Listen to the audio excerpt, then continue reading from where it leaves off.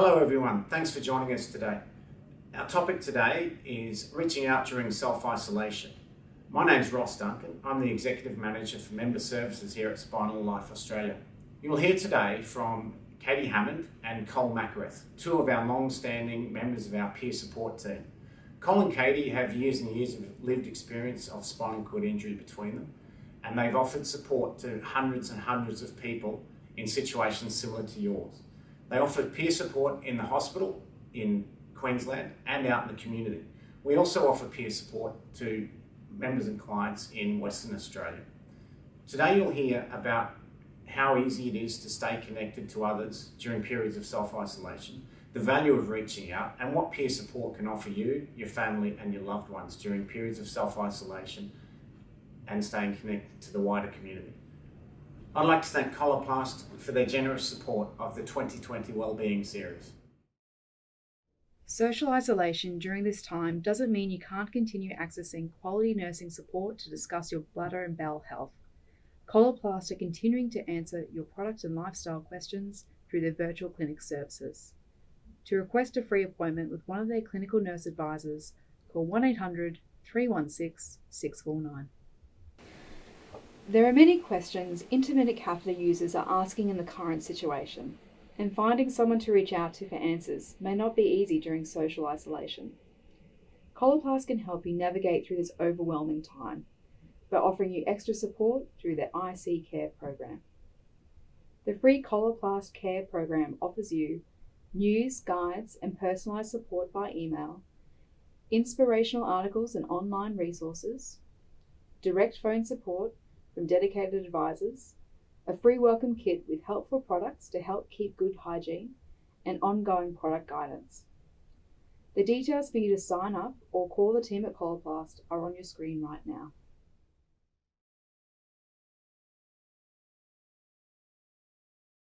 Hi everyone, thank you so much for joining us today. I'm Katie from the peer support team. And I'm Cole.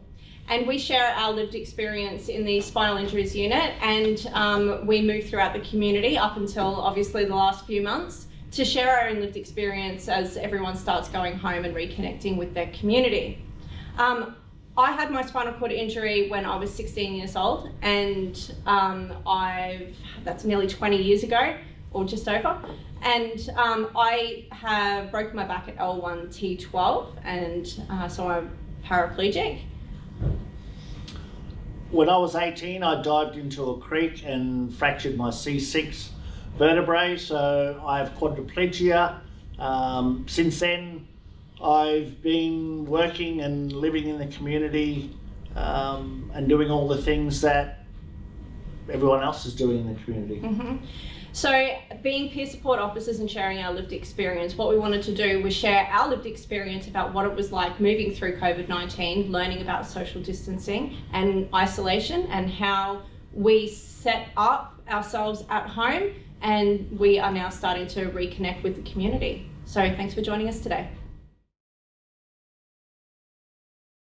Peer support program started to help people getting through the early stages of their spinal injury. Mm-hmm.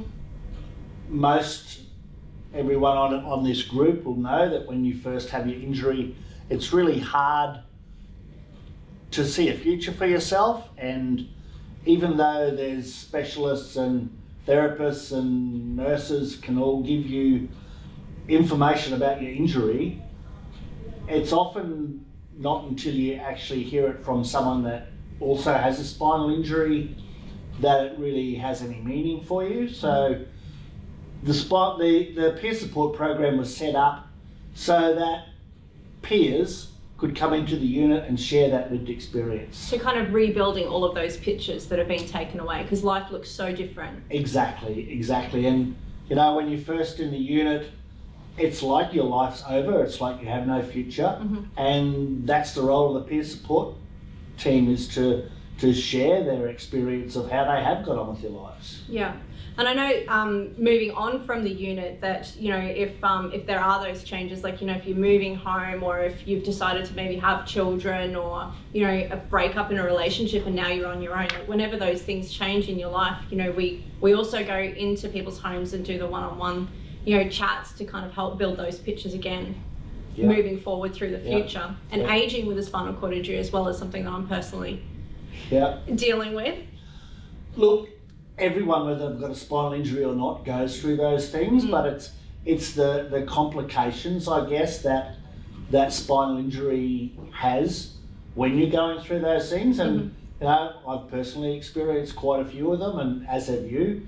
And yeah, it's good to be able to share that experience to help someone else through those times, those sort of transition periods, I guess. So when we're in the unit, I know like the great thing is we get that real connection, that one-on-one, but also sometimes it's hard to connect with people. So we kind of, show off our skills without, trying to push them onto people so that they can see that we drive and that we have families, and, we just showcase our own lives, which is great.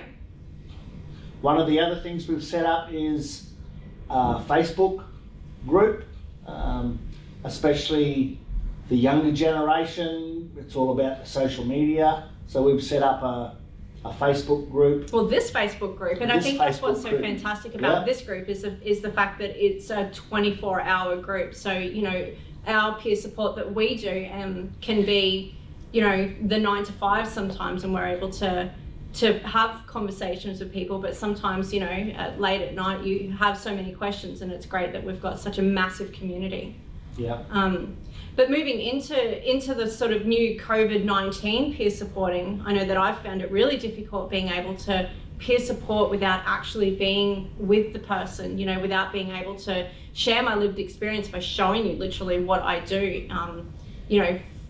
straight from my mouth, face to face. So during the isolation, we've been peer supporting by text, by video link, Zoom meetings, whatever we can possibly do to be able to get that message across and share our lived experience. I think sometimes the most effective way was by getting people to text a question in, and then we could put a video together to explain and show how we do things. I think that was probably the most effective so far. But obviously, learning different modes of being able to do peer support is what all of this has been about, and it's been fantastic, I think. So once we're, a couple of weeks into isolation, how did you find you were coping? What were you doing to kind of get through?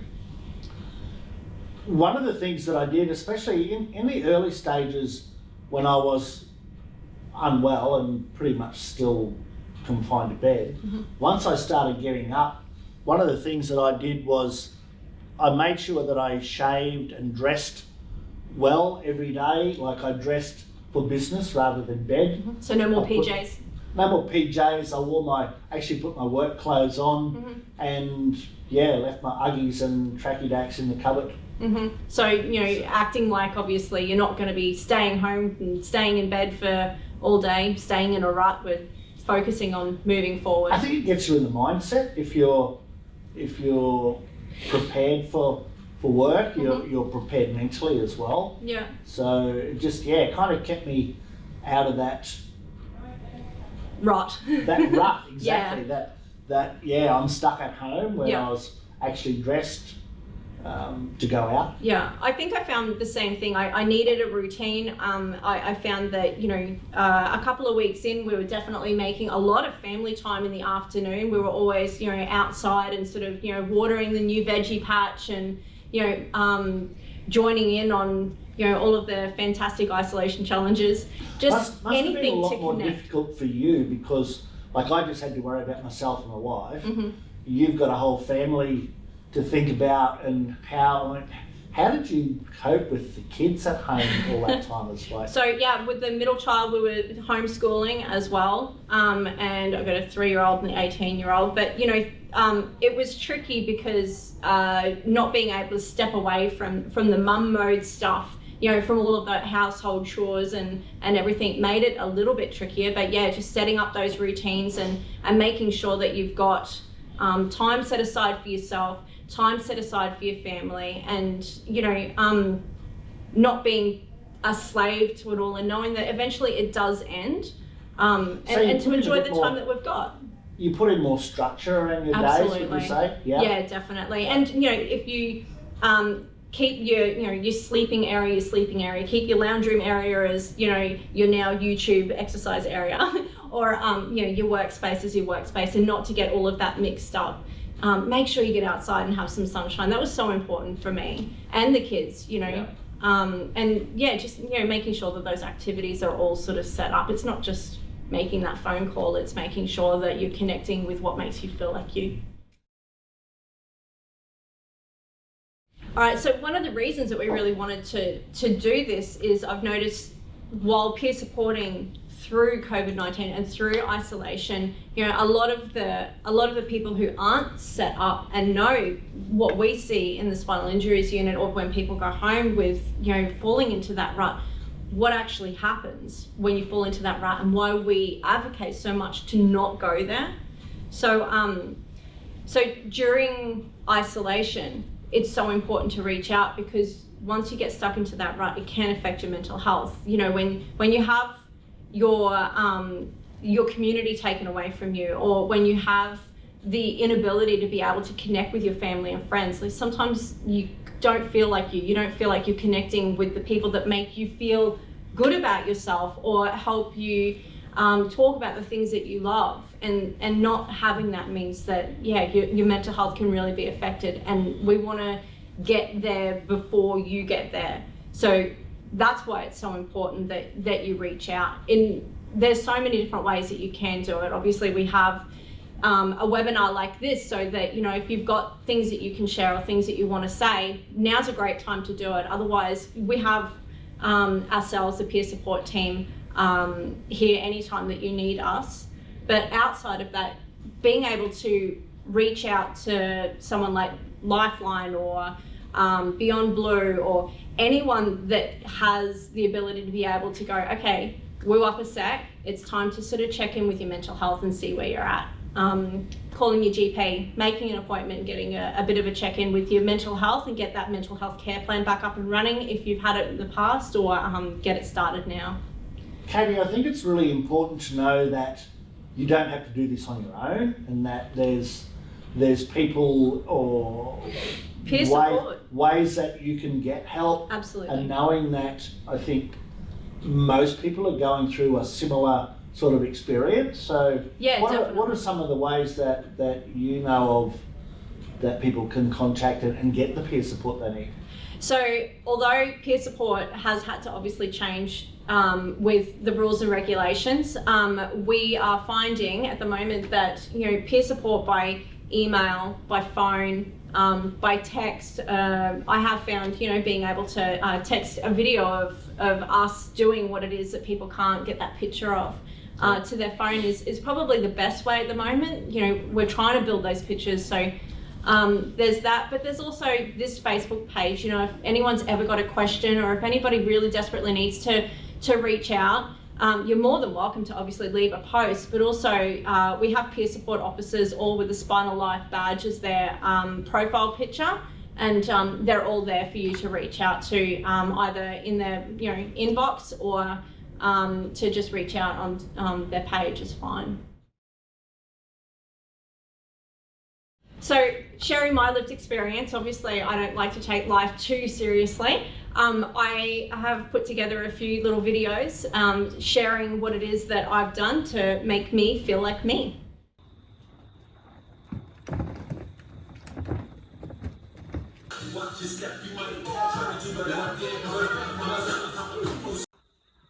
Afternoon hangs with my big dog. Hey, you cool cats and kittens out there.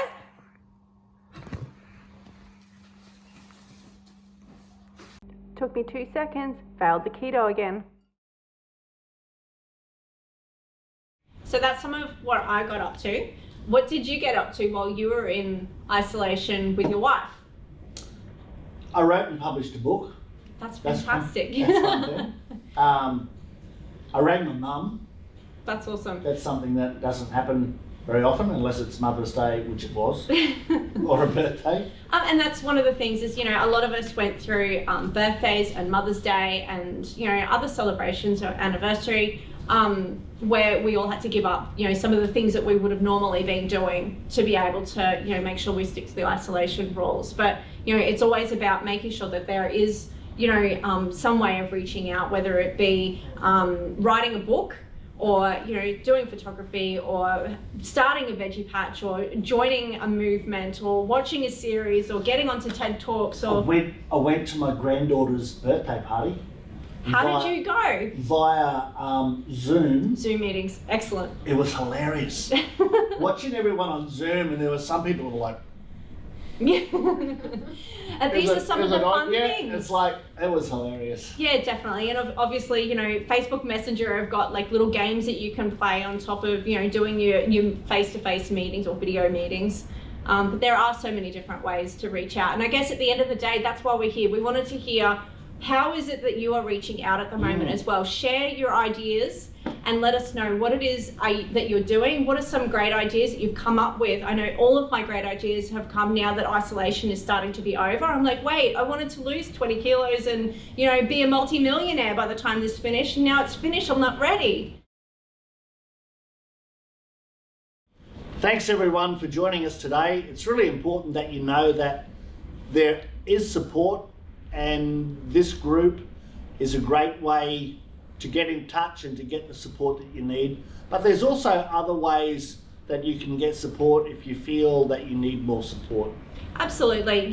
This is all about socially distancing yourself, not disconnecting from the things that are important in your life. So if you are starting to feel overwhelmed, it's probably time to maybe give your doctor a call and get access to your mental health care plan, so you can get 6 sessions with a psychologist.